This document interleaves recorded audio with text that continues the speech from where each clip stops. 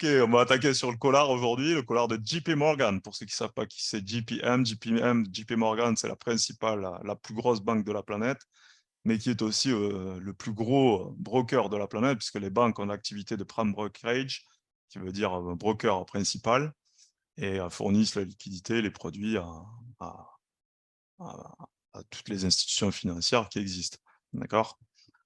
Donc le collar, il est important comment dire, à comprendre et à maîtriser, parce que vous allez voir que grâce à ce type de positionnement, ça permet de contenir le marché d'une certaine manière pour les teneurs de marché que sont les prime brokers.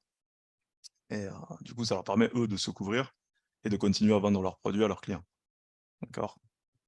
Donc, sell side, pourquoi? Parce que le dealer, lui, il vend les produits. Donc, lui, vous avez quelqu'un qui va acheter, vous, par exemple, vous voulez acheter un produit, une option, une action, un futur, etc., etc., vous avez le fournisseur de produits qui est cette banque. D'accord? Soit vous l'avez en direct, soit vous passez par un broker intermédiaire, ou un broker de broker de broker de broker, etc., etc. Bref. Donc, la transaction de Collard, JP Morgan fait référence à un fonds spéculatif de JP Morgan. Je vous ai donné la cotation, enfin le leasing, vous le trouverez, qui couvre un portefeuille d'actions longues, donc d'actions acheteuses, en utilisant une importante transaction de Collard d'options. Chaque trimestre, parce que JP Morgan les articule sur chaque trimestre. Attention, il n'y a pas que JP Morgan qui a des collards. Hein. D'accord? Vous avez Goldman Sachs aussi, enfin toutes les grandes banques d'affaires. Hein. Okay. Chaque trimestre, ce fonds spéculatif passe à une nouvelle opération de tunnel. Donc un collard, c'est un tunnel, mais vous allez comprendre au fur et à mesure. Et les flux de couverture qui en résultent peuvent souvent avoir un impact sur le marché. C'est pour ça qu'il est hyper important de savoir quoi il en retourne. On a vu les options jusqu'à maintenant. On a vu le call, le put, on a vu des stratégies d'options. Eh ben, le collard, en fait, c'est simple. On vend un call 3 à 5% hors de l'argent, donc out of the money, d'accord? Et l'argent qu'on encaisse pour ce call, qu'on vend, n'oubliez pas, quand on est vendeur du call, on encaisse la prime, eh bien, on s'en sert pour aller acheter un put, d'accord? Et vendre un autre put. Enfin, en réalité, acheter un put spread. Est-ce que vous avez compris? Vous vous souvenez du put spread ou pas? Ouais, ouais. Donc, on achète un put avec un strike plus proche du marché et on vend un autre put plus éloigné. D'accord? Et là, dans cette histoire de tunnel, le call, puisqu'on a un tail risk qui est dans cette direction, le call est très cher. Si tu vends un call sur le marché maintenant, tu vas encaisser une prime assez importante. D'accord? Parce qu'on a un marché plutôt haussier, les calls valent cher parce que tout le monde achète des calls. D'accord? Donc, du coup, si tu vends un call, il peut te permettre de couvrir la transaction dans l'autre sens. Donc la position, elle est simple du coup là. Hein. D'accord? Tu fais un Claude par exemple, tu la vois bien là. C'est assez simple comme position, toi qui as l'habitude Ouais, maintenant. ouais. Bah, ça Donc, fait, on dirait une ouais, combinaison entre un risk reversal et un put spread. Hein. exactement. C'est bon ça, Claude. En fait, tu serais en risque réversal pur si tu vendais pas le put plus bas. Mhm. Tu Mhm. vois? Donc, tu vois, c'est vraiment une méthode intéressante. Donc, à la fin de chaque trimestre, ils laissent expirer le trade du collar existant et prennent, on appelle ça rouler, et ils roulent la position vers un nouveau collar sur une échéance de 3 mois suivants. D'accord? C'est trimestre par trimestre, en fait. OK? Regardez le collar actuel sur le S&P. Ça, c'est le collar de JP Morgan en ce moment sur le marché. Donc, ils vendent le call 4665, ils achètent un put 4210, d'accord? Et ils vendent un put 3550. Donc, quelle serait pour vous la première des conclusions dans ce mouvement-là?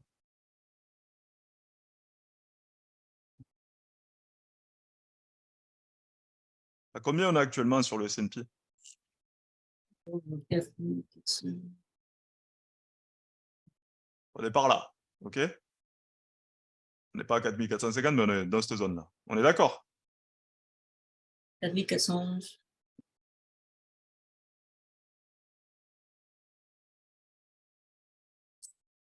Vous ne vous posez pas de questions, là? Pour ceux qui ont compris un peu la stratégie? Ben, si là, au niveau du gamma, là, les dealers, ça s'approche dangereusement de leur call qu'ils ont vendu. Là. Exactement. Rappelez-vous, ici, là, ils sont short. C'est eux l'assureur. D'accord? Ils ont vendu le call. Donc, si ça passe au-dessus, sur cette position-là, particulièrement, ils perdent. D'accord? Et n'oubliez pas que cette position-là leur a permis de financer ça et ça. Donc, qu'est-ce qu'ils font? Là, ils doivent acheter, ils doivent se couvrir. Ouais. Comment ils se couvrent? Qu'est-ce qu'ils se couvrent? Et qu'est-ce qu'ils couvrent? On l'a vu avec les gamins la semaine dernière. Soit ils achètent des futurs, si je me souviens, ou ils vendent. N'oubliez pas leur métier. Qu'est-ce que c'est que leur métier principal, là, ici en l'occurrence, en tant que prime broker? Allez, je vous aide. En tant que prime broker, ils sont là pour vendre des produits. Et pour vendre ces produits, rappelez-vous, eux, ce qui les intéresse, c'est de rester market neutral. Ah oui, oui. Donc, qu'est-ce qu'ils vont chercher à couvrir là? Et qu'est-ce qu'ils sont en train de couvrir actuellement? leur delta. Exactement. Ils cherchent à couvrir uniquement le delta. Quand ils prennent cette position-là, ils savent que, passé certains niveaux, ils vont devoir acheter le marché pour couvrir le delta, pour être delta neutre. Mais ce qu'ils peuvent faire en parallèle, parce que n'oubliez pas, ils ont aussi des branches de trading spéculatives, etc. Ils ont aussi des traders qui sont là pour faire de l'argent et pour aller chercher du 100, 200, 300% de performance. Ils sont payés pour ça, les traders. D'accord? Donc, comme leurs équipes de traders, rappelez-vous ce que je vous ai dit tout à l'heure, c'est un de leurs fonds qui fait ça. D'accord? Un des fonds de JP Morgan. Ils en ont plein des fonds de JP Morgan. D'accord? Les fonds, c'est une équipe de traders sur lesquels on met une enveloppe, on leur dit, OK, vous avez X argent à gérer, fonctionne votre stratégie, et puis voilà, et c'est les traders ensuite qui sont responsables de leur propre stratégie. OK? Donc là, par exemple, les traders qui sont sur le marché action, qui sont chez JP Morgan ou dans un des fonds appartenant à JP Morgan, ils savent que ce fonds-là est en train de leur couvrir les positions. Donc, qu'est-ce qu'ils font? Ben, eux, ils achètent le marché. Ils sont acheteurs.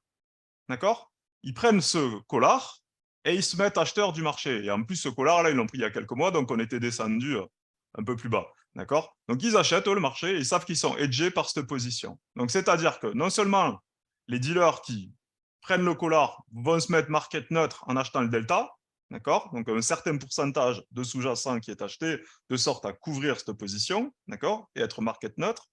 Mais en parallèle de ça, les autres traders et les autres équipes et même les clients, ben, ils ont profité de ça pour acheter le marché. Parce qu'ils savent que le marché va être au minimum contenu là. D'accord? Donc quand le marché descend un peu, qu'est-ce qu'ils font? Ben, ils achètent. OK? Dès que vous avez un petit retracement comme on a eu hier, on a eu un retracement qui est une correction. Pour l'instant, ce n'est pas encore un gros mouvement baissier, mais vous avez eu des acheteurs parce qu'ils savent qu'on est encore contenu dans ces niveaux-là. D'accord? C'est assez clair, ça? On va le voir après en illustration concrète. OK? Donc là, vous avez les niveaux actuels. Et en plus, vous remarquerez, parce que c'est toujours ça qui est intéressant, le niveau du put acheté, donc là, il est long, hein, donc c'est la couverture, 4210. Le 210, c'est pas commun. Hein. D'accord? Rien qu'avec ça, quand vous allez regarder vos volumes d'options, comme vous voyez des options avec un strike pareil, c'est pas un strike rond. Normalement, on va dire un investisseur lambda, il aurait pris 4200 ou 4250, d'accord? Mais pas 4210. D'accord? Comme vous le voyez sur comment ça s'appelle, pricers d'options, vous voyez ce genre de position, vous pouvez vous dire que c'est des dealers qui se sont mis là. OK? Et ils se sont mis là par rapport à leur 3 à 5% à hauteur Ouais, de monnaie, et en fait, c'est eux, ça? c'est par rapport à leur stratégie globale. Si tu veux, les équipes derrière, ils vont calculer les deltas, etc. Et ils vont adapter selon leurs prévisions. Ils vont se dire, OK, on peut aller là, et les conditions de marché, il y a ci, il y a ça, les conditions macroéconomiques, il y a ci, il y a ça. Donc, on considère qu'on peut fluctuer dans ce range-là. Donc là, le range max, vous comprenez, il est là. Hein. D'accord? Donc, les traders, ils se disent, on peut fluctuer dans ce range max. Et donc, on va aller se poser un collar là-dessus. Mais vous allez voir la taille du collar après, hein, parce que c'est pas une petite position. Hein. Vous allez craquer. Voilà, on continue. Donc là, ici, si vous allez sur les gammas, en fait, vous allez observer que ici, bon, vous ne voyez pas bien là, mais là, vous avez il est où le 4200? Je ne le vois pas là. Ici, là, 4210, ouais, c'est dans cette zone. Là, vous voyez, vous avez 4200 là et 4210, il est par là. C'est cette position-là. D'accord? Ça, cette position-là, c'est JP Morgan. OK? Pas que eux, parce qu'à mon avis, il y a Goldman Sachs, etc., qui ont à peu près le même. D'accord? Je ne sais pas si vous voyez ma souris. Vous voyez Oui. ma souris? Ah oui. OK. Et après, pareil, dans la zone supérieure, vous voyez, regardez, hop, on arrive à 4700. Regardez ici, il n'y en a pas beaucoup hein, de positions, vous voyez? Et en fait, les seules positions qu'il y a dans ces zones-là, parce qu'on est clairement out of the money, bah, comment ça s'appelle? C'est les pros, c'est les dealers, d'accord? Ok. Hop. Ils Surtout sont très gamma éloignés comme ça. positifs, les dealers, ils sont gamma positifs sur cette zone-là. Ouais. En fait, ils se retournent. Là, ils sont delta neutre, d'accord? Là, ils sont neutres.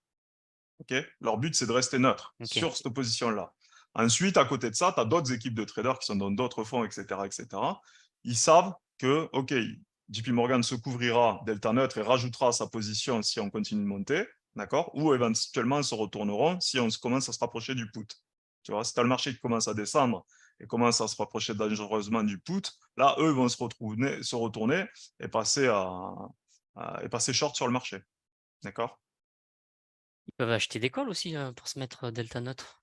Oui, tout à fait, absolument. Donc c'est ça qu'on doit voir, je pense, sur le graphe là. Ouais. Ok. Mais ce n'est pas forcément ceux de JP Morgan. Ouais, ok, d'accord. Pour ce fonds-là, ça peut être d'autres équipes de JP Morgan. D'accord? Mhm. Là, il n'y a pas que JP Morgan, si tu veux. Là, c'est les gamma et les levels de tout le S&P et SPY. Tu vois. Donc, parmi eux, on figure tous les traders de la planète. Regardez, ça vous dit rien? Tu as vu ce graphique, non? Mhm. Un équivalent. On va aller sur la plateforme après. Donc, la forme du collar, c'est ça. Donc là, ici, à 4200, d'accord, c'est le put. Donc, le put sera gagnant. Hein. Rappelez-vous qu'on achète le put strike 4210, d'accord, et on vend celui de 3500. Mais comme il est inférieur et que celui qui prendra de la monnaie, si on passe là-dessous, c'est celui-ci, donc si le marché descend, ils sont gagnants, ils s'en foutent. À l'inverse, si le marché monte, ils perdent de l'argent, tu vois. Parce que comme tu l'as si bien dit, Claude, parce que tu l'as très bien compris, c'est un risk reversal plus un put spread. Donc ça veut dire que le call est vendu et que si le marché monte là, ben, eux, ils perdent. Déjà, tu le vois. Hein. On va aller sur la plateforme, comme ça, vous allez voir dans le détail à partir de combien ils perdent. Okay, Mhm. alors, comment ça peut affecter les marchés? Bon, ça, je voulais vous le mettre à la fin, mais on va aller sur la plateforme. Les courtiers en options, donc les dealers, généralement des grandes institutions financières qui facilitent les transactions mais cherchent à rester neutres par rapport au marché, prennent l'autre côté des transactions sur options. Rappelez-vous, hein, ça, vraiment gardez ça en tête. Eux, ils vendent l'option, c'est eux l'assureur. Et de sorte à ne pas perdre, ben, ils vont chercher à couvrir le delta. Pour minimiser leurs propres risques, ils achètent ou vendent généralement des contrats à terme sur action, ou les indices sur action en futur. D'accord, contrats à terme, c'est les futurs. Hein, selon la direction de l'évolution du marché. C'est pour ça que ce que je vous disais, c'est que là où ça devient dangereux, si vous voulez, c'est que quand on approche des niveaux critiques pour les dealers, eux, ils ne se fatiguent pas à aller acheter une action ou vendre une action. Eux, ils prennent l'indice directement, un contrat futur. Donc, tu peux avoir une excellente santé économique de l'entreprise XY, mais si l'indice est vendu par les teneurs de marché, ton action n'aura aucune chance. Souvent, les amateurs ne comprennent pas en fait comment, en ayant acheté par exemple Apple, ben, malgré des résultats qui peuvent être bons, tu as Apple qui descend avec tout le reste du marché. Et il se dit, ouais, mais moi, mon action, elle est bien, etc., etc. Je vais la garder. Ah, mais je ne comprends pas, je me prends 30% dans la figure. Parce que tu as les dealers qui sont allés te vendre l'indice. Et l'indice, il entraîne tout. OK? Ok.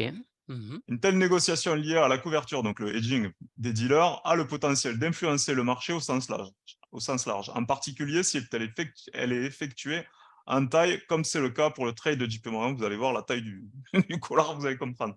Donc, ce que je vous disais il y a 2 minutes. Donc, un indice, il va te décaler le marché. Tu n'as pas le choix. Même si ton action elle est géniale, ce positionnement des dealers va te décaler le marché. Le trade est bien compris et principalement digéré par le marché. Ça veut dire quoi ça? Ça veut dire que tous les traders professionnels le savent très bien. D'accord? Tous les traders savent comment sont positionnés. Je ne sais plus qui me demandait à chaque fois si on savait comment étaient positionnés les autres traders ou même la technique qui c'était là sur le scalping, etc. etc. C'est pour ça que, en fait, si vous regardez juste les graphiques, ça là, vous ne le savez pas en fait.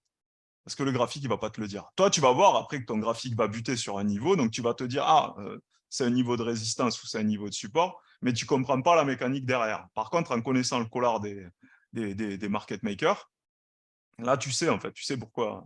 Par exemple, regarde, Claude, ce que je te disais, que j'avais pris une position short S&P, je n'ai pas fait que le S&P, j'ai fait le Nasdaq, le DAX, etc. Pareil, un risque reversal. Mhm. Tu as vu, je t'ai dit, je vends mon call 4500. Mhm. Parce que pour moi, 4500, c'est une grosse barrière. Mais on va y venir après et je vais te montrer pourquoi. Parce qu'en fait, ils sont delta neutre en ayant acheté les positions pour se couvrir. Ils ne sont même pas au strike de 4650 sur le call. Ils sont avant, rappelle-toi. Pour se mettre Oui, delta neutre, il faut que tu prennes une position avant. Et en réalité, ils sont delta neutre jusqu'à 4480. On va le voir après sur le schéma. d'accord. OK. Mhm. Donc le trade est bien compris, donc tous les traders le savent, pour les pros qui ont l'habitude, ils savent, et donc ils rentrent en position, ils se retournent dès qu'on approche de ces niveaux-là, ou alors ils prennent leurs bénéfices s'ils étaient acheteurs, et ils attendent éventuellement comment ça s'appelle, que les market makers roulent leur position sur l'échéance suivante. D'accord. Donc là, on a vu qu'ils sont là, ils sont là pour l'instant. Si leur sentiment est encore haussier, le sentiment économique, etc., par exemple, est encore haussier, sur les 3 prochains mois, ils peuvent décaler plus haut le collar. D'accord. Ou à l'inverse, si leur sentiment est plus négatif, ils peuvent rouler leur position et passer sur un collar inférieur. OK. Ok. Ok. Rouler, n'oubliez pas, hein, c'est prendre la position et la passer à une autre échéance. D'accord. Ils peuvent le faire à tout moment, ça? Ils attendent pas la fin Non, du ils attendent trimestre? généralement d'approcher l'échéance parce qu'entre-temps, eux, ils vont se hedger avec les deltas, etc. Tu vois, donc, généralement, ça leur permet de tenir sur toute l'échéance. Si par exemple, le marché se mettait à accélérer violemment et vraiment aller très, très vite de manière parabolique à la hausse, là, tu les verrais, eux, acheter directement et générer encore plus de mouvements paraboliques. Rappelez-vous du gamma squeeze. Ouais. D'accord. Mhm. Mhm. Donc, si vraiment tu te rapproches trop du call, là, tu vas avoir direct une prise de position massive par rapport aux professionnels et ça va tirer le marché à la hausse, mais eux, c'est parce qu'ils n'auront pas le choix, ils sont obligés de se hedger. OK. Ok. Donc rappelez-vous, hein, hop, là, si le marché se rapproche dangereusement de cette zone, ils achètent. D'accord. Là, on peut avoir un gamma squeeze avec une grosse accélération violente. OK. Si le marché se rapproche de cette zone, il passe vendeur. OK. Ok. Ça, vous avez une idée de ce que fait le marché. Donc, tu sais, vous savez, de manière assez tranquille, quand vous connaissez ces niveaux, ben, vous savez, vous vous dites, OK, si on est par là, maintenant, qu'est-ce que je regarde? Je regarde les conditions macro. Est-ce que les conditions macro justifient que le S&P continue de monter? Fondamentalement, on a beaucoup d'éléments qui viennent contre cette montée du S&P, d'accord, jusqu'à maintenant, vous le voyez. Donc, il y a le risque de récession, etc., etc.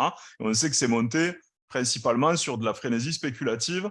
On sait que la liquidité du S&P, elle est tombée, que les bilans de la Fed sont en train de se resserrer. D'ailleurs, c'est pareil en Europe. On a l'Europe en récession, la Chine en ralentissement. Les Américains, ils ont leurs principaux clients qui sont les Européens. Donc, les entreprises américaines, à un moment donné, si tes clients sont en récession, ça veut dire qu'ils vont moins commander. Et en parallèle de ça, tu as ton fabricant de produits qui est en Chine, lui qui a une économie qui ralentit, donc ça veut dire que tu vas galérer à retrouver tes commandes. Donc, les Américains vont forcément être affectés. Donc, tu te dis, mon S&P, je ne suis pas sûr qu'il continue de progresser là, d'accord, sur le plan fondamental. Donc, moi, je suis assez tranquille. Je me dis, je peux aller jouer ça déjà, dans un premier temps, ce range. Donc là, on s'approche de la résistance du range, je joue la baisse, je short, d'accord. En se rapprochant de ce niveau, d'accord, tu te dis, OK, on va voir si les phénomènes macro-éco sont toujours pessimistes pour l'économie. Et si je maintiens, si je pense qu'on passe en dessous, et dans ce cas-là, tu prends plus de put ou tu shorts en futur directement sur le marché, d'accord. Vous avez compris la logique? Ouais, totalement. Et là, comme vous approchez ce niveau-là, admettons à l'extrême, si le marché se met à tomber, etc., pour x, y raison, et si on s'approche de ce niveau-là, là, vous savez aussi que eux, ils l'ont shorté, ce put-là. D'accord. Bon, ils sont couverts par celui-ci, donc ils gagnent. Hein. Mais vous dites, en approchant de ce put-là, il y a des chances qu'on ait un marché qui se retourne quand même. D'accord. Mhm. OK. Donc là, vous avez vu, ça vous fait une bande de fluctuation sur le S&P qui est assez large quand même. Hein. On a 1000 points de mouvement sur la... 1100 points exactement de mouvement sur le S&P, donc c'est pas mal. Quoi. C'est beaucoup, hein, une valeur de points sur Ouais, le c'est S&P. beaucoup. Sur un contrat mini, vous êtes à 50 $ le point. Sur un contrat standard, c'est 250. Hein. Ça va? Ouais. OK, cool. Donc les gamins, on les a vus. Maintenant, on va passer... Hop, je vais changer le partage d'écran. Et ici, copain. Hop, pourquoi il se fout sur l'écran là-dessus? Hop, vous voyez la plateforme? Oui. Hop, virer ça. Hop. Ok, donc là, regardez la taille des contrats. Là. On va passer sur la jambe 1. Hop. Vous vous rappelez des pricers d'options. Donc, vous vous rappelez ce que je vous ai dit. Donc, leur strike, 3550. C'est quoi ça? Ils vendent un put. Exactement. Regardez la taille de la position. 140 000 contrats? Ouais, c'est énorme. Hein, et encore, attends, là, je t'ai mis le contrat mini avec une valeur de points à 50 $ l'indice. D'accord? Eux, ils ne sont pas sur le mini. Hein. Ils sont sur le standard. Hein. 140 000. Tu as vu la taille de la position? Donc, regarde là combien ils reçoivent. Ils sont short là. Ils reçoivent 50 millions sur le short. Ensuite, ils vont acheter le put à 4210, celui que je vous disais. Ils payent 131 millions. D'accord? Et ensuite, ils vendent le call. Regardez la valeur du call vendu. 161 millions. Hein. Ça veut dire que là, sur la stratégie, ils sont en bénéfice de 80 millions. Hein. Là encore, je vous l'ai fait que si on a un mini. Un contrat mini, c'est x5 s'ils sont sur le standard. Et c'est une stratégie de couverture, ça? Ouais, c'est Donc, celle-là. ils se font 80 millions pour Ouais. se couvrir. Ouais. Et en plus, dis-toi, en plus, comme ils savent qu'ils tiennent le marché, ben, il y a leurs autres équipes, ils les achètent le marché action. Tu vois ce que je veux dire? Ils l'ont acheté Ouais. sur la montée. C'est-à-dire, ils Ouais. couvrent ça. Et là, tu as ton delta, tu vois. Ton delta, il te dit, OK, il te faudra prendre sur le short 30% de ta position et sur la hausse 0,18% de ta position pour couvrir ton delta. Et ça se traduit ici. Regarde, rappelle-toi, le strike sur la position, il était à 4665. D'accord? Il est là. D'accord? Sur le call vendu. Mais eux, pour se mettre delta neutre, regarde, ils sont obligés de se mettre ici. Donc à 4482, rappelle-toi ce que je t'ai dit, j'ai shorté moi le call 4500. Ouais, d'accord. Parce que je sais que eux, pour être delta neutre, c'est jusqu'à 4482 qui sont delta neutre. D'accord? Donc, ils vont empêcher le marché d'y passer. Même s'il y passe un peu, ils vont le renvoyer. C'est ce qui s'est passé d'ailleurs cette semaine. Tu as vu, ils l'ont renvoyé quand on s'est rapproché ce niveau-là. D'accord? Il est possible que ça descende encore. Vous avez compris cette logique? Ouais. Là, payout, il est à 0. Donc, vous êtes delta neutre en dessous. Et là, il commence à perdre. Regardez, hop, dès qu'on arrive là, tac, là, ils perdent. Vous voyez? Vous le voyez le Ouais. montant ou pas? Ah ouais, on voit. Ouais, il y a beaucoup de chiffres là. 36 millions. 36 millions, ouais. Ouais. Juste sur cette position, n'oubliez pas, hein, s'ils sont sur le contrat standard, en valeur de points, on a 250, ça veut dire que vous pouvez multiplier par 5. C'est pas 362 millions? Attends, si je dis pas de conneries, ouais, 362 millions, pardon. Ouais, 362 millions. Ouais, ça va vite après, hein, si ça Ça va continue de vite, hein. décoller. Hein. Regarde ici, Ah si ouais, on va à 5000, combien ça fait là? c'est Ouais, exponentiel. 2 milliards. C'est exponentiel. C'est beau, hein? Ouais. Ça vous a plu le collard? C'est Et fini. bon. Donc n'hésitez pas sur les questions. Là, on a vu le cas de JP Morgan et c'est pas le seul dealer qui doit mettre ça en œuvre. Ouais, j'imagine. la plupart des dealers, Goldman Sachs, UBS, etc., etc. Mais on considère que c'est à peu près les mêmes et JP Morgan, c'est les plus gros, donc on considère, parce qu'eux, ils le D'accord. publient, si tu veux, ils sont assez publics dessus. Donc en regardant juste les niveaux de JP Morgan, on va être proche de ce qui va se Absolument. passer. Ok. Absolument. Absolument. Tu sais qu'ils sont obligés de se retourner. Là, par exemple, quand tu as eu un retracement, parce qu'on s'est rapproché de cette zone dangereusement, tu as eu un retracement du marché, et maintenant, eux, fonction des fondamentaux, leurs équipes, là, les Delta One, ils vont se dire, OK, soit on part sur un marché qui se retourne, qui part à la baisse, parce que les fondamentaux le justifient, et dans ce cas-là, ben, ils vont shorter directement au spot le marché. Soit au contraire, ils se disent, bon, on va continuer à vendre des calls à nos clients, et dans ce cas-là, le prochain collar, on le prend plus haut. Tu vois? Comme ça, ils vont rouler tout ça là, ils vont passer plus haut, et ça leur permet de couvrir cette position actuelle. N'oubliez pas, le trading, c'est toujours dynamique, même en option. On ne reste pas flat en option. On ne reste pas figé. Donc, ce collar, il peut très bien se décaler à la hausse ou se décaler à la baisse. OK? C'est compris Ok. ça ou j'ai du chinois? Pour moi, ça va. OK. Je sais pas pour les autres. Bon, ça va. Ici. Là, je vous l'ai pris, regardez, à échéance septembre. Hein, donc, ce n'est pas dit que ce soit exactement le même qu'ils ont actuellement. Mais si, admettons, ils reprenaient le même échéance septembre, c'est comme ça qu'ils s'articulent. Et comprenez le truc. Rappelez-vous de ce que je vous ai dit. Fonction de l'environnement actuel du marché, D'accord? Là, on est dans un tail risk. Il faudra que je fasse une formation sur le tail risk. Mais l'environnement du marché actuel, depuis plusieurs mois, c'est que les calls valent très cher parce qu'ils sont très achetés. Donc, du coup, vous avez un call là qui permet de financer toute une position parce qu'il est très cher. D'accord? Là, en vendant le call, ils encaissent 161 millions. Ces 161 millions, ils s'en servent pour acheter un put se protéger à 4210. D'accord? Plus ils vendent un put à 3550. Regardez celui-ci, le put vendu à 3550. C'est un tiers hein, du call hein, en termes de valeur. Hein. Ouais. C'est énorme. Hein. Donc, sur les stratégies risque reversal, comme je t'expliquais la dernière fois, elles sont intéressantes dans ces environnements de marché si tu as une forte conviction et si tu as des éléments fondamentaux qui te justifient à aller shorter le marché. Sont intéressants parce que derrière, ce qui se passe, c'est que ton call il est tellement cher qu'il te permet de financer ta stratégie. C'est-à-dire que tu payes zéro, tu encaisses même de l'argent comme ici. Là, sur le collar, ils encaissent de l'argent. Hein. Là, c'est encaissé direct sur le champ, 80 millions de prix là, sur cette position.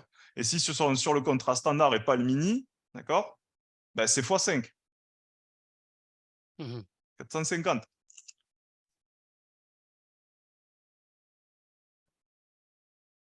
Voilà. 400 000, pardon. Un peu plus de 400 000. C'est clair? C'est bien les collars ou quoi, s'il vous plaît?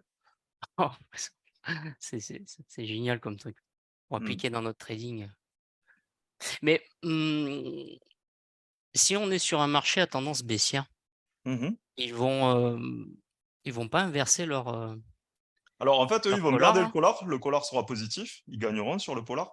Par contre, ce qui va se passer, c'est que les positions sur le delta, en fait, vont être perdantes, parce que n'oublie pas, ils sont delta neutre. Donc, ils vont chercher à récupérer ce qu'ils perdaient sur le delta. Donc, ils vont shorter au spot. Et ils vont amplifier le phénomène. Et ce qui se passe, n'oubliez pas, c'est que eux, derrière, ils sont dans cette position, mais derrière, ce qui va se passer, eux, ils sont protégés grâce au collar, mais n'oubliez pas, leurs clients en face, plutôt que d'acheteurs de call, ils vont passer à acheteurs de put.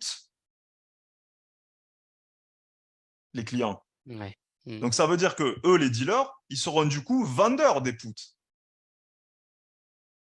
Et il va falloir qu'ils se couvrent sur les puts qu'ils vendent. Donc, ils vont shorter le spot. Ça va s'emballer. Vous avez compris? Regardez Ouais. ce qu'a fait le VIX hier.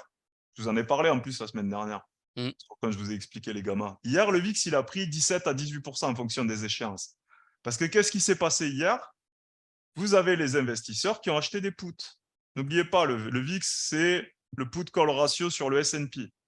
Donc hier, quand vous avez un VIX qui décolle de quasiment 20%, ça veut dire que les investisseurs ont pris peur et sont allés acheter des puts sur le S&P.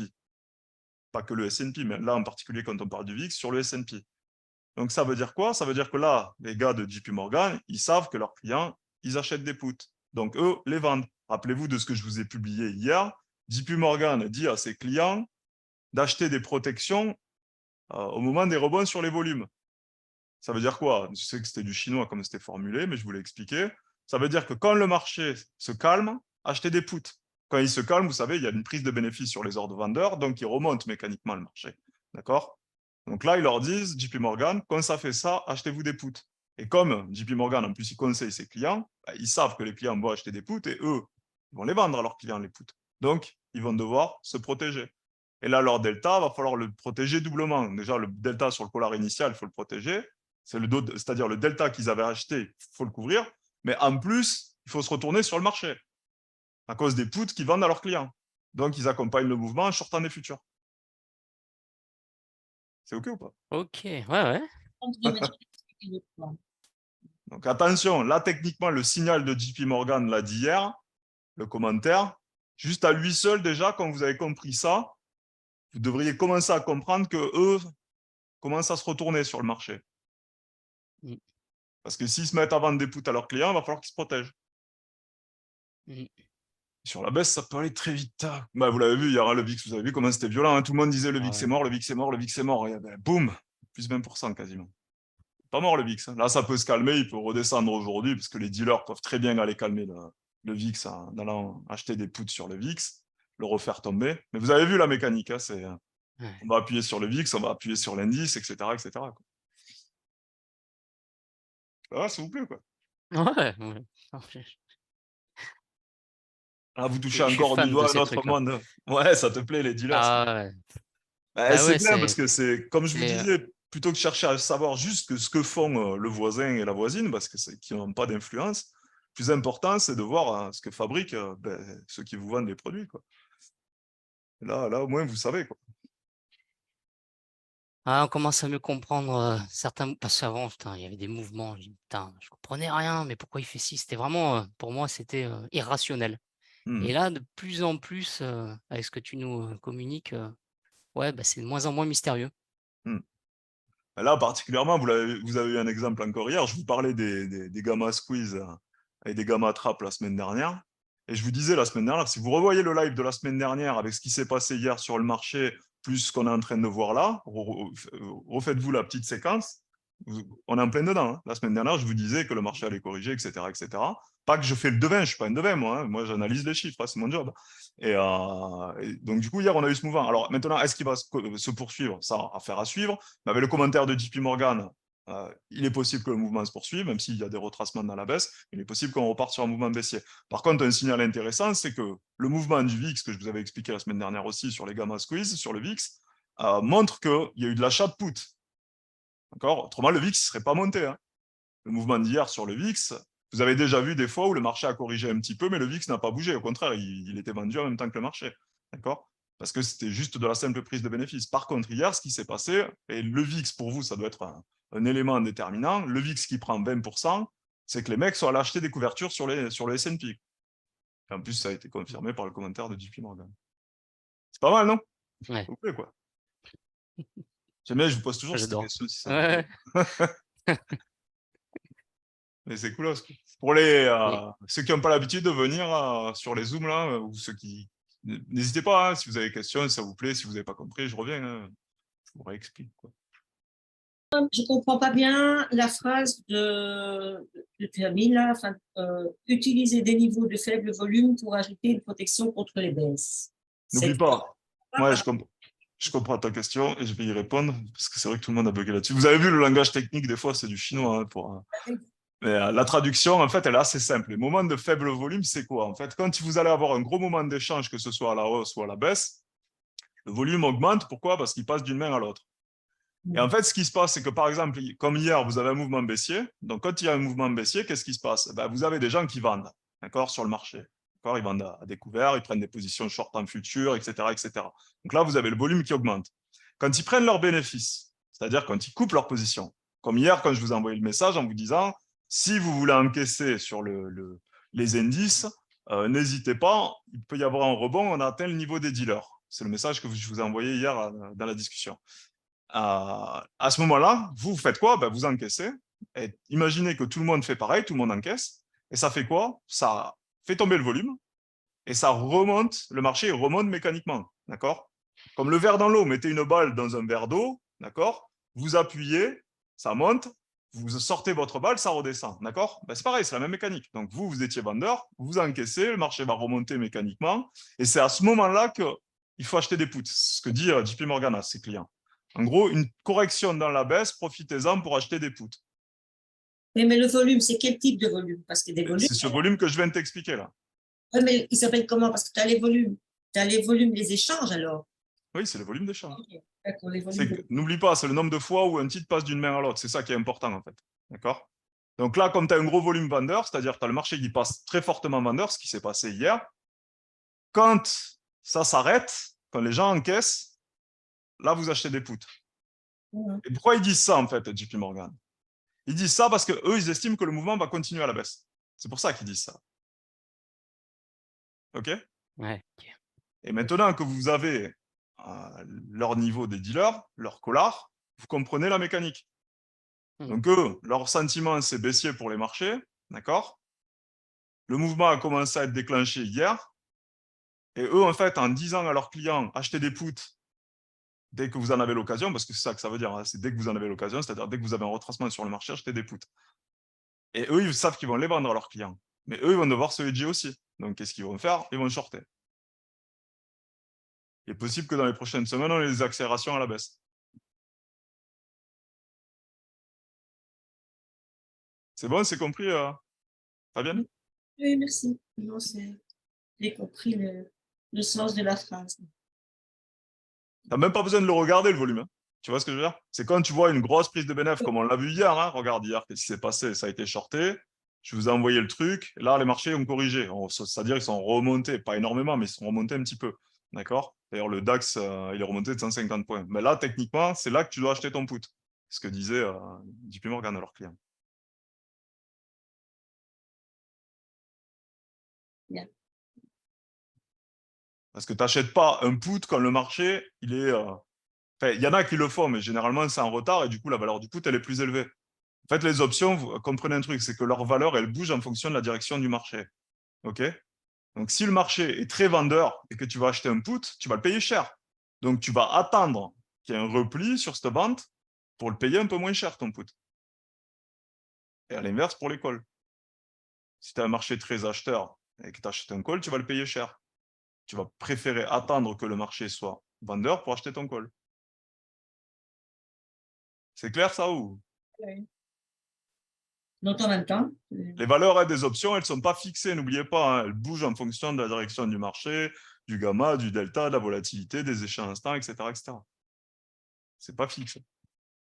C'est comme ça que quand vous achetez une option, ben, vous gagnez de l'argent ou vous en perdez.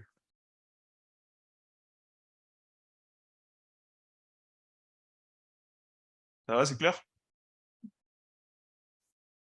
Ouais, c'est clair.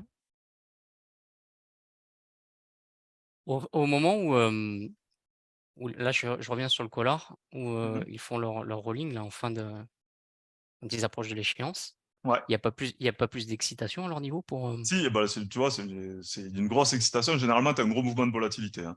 Des fois, tu as des mouvements de volatilité, notamment les vendredis, qui sont absolument dus qu'à ça. En fait. C'est très volatile. Hein. Mmh. Parce que là, forcément, ils roulent leur position, donc ils font une grosse transaction. Et quand tu as vu le genre de taille de transaction, tu comprends mieux. Quoi. Quand ils les bougent, les collars, ça bouge. Hein. Ça Les bouge fort. 140 000, tu les as pris de chez JP Morgan. C'est pas Ouais, toi ça, qui c'est l'as. ceux de JP Morgan. Oh, Actuellement, ils ont purée. 140 000 positions en collars. Par contre, ce que je sais pas, c'est si. Mais après, c'est pas que je sais pas, c'est que je pense qu'ils sont pas sur le mini, ils sont sur le standard. Et s'ils Ouais. sont sur le standard, tu as 250 $ le point. C'est vertigineux. Ouais.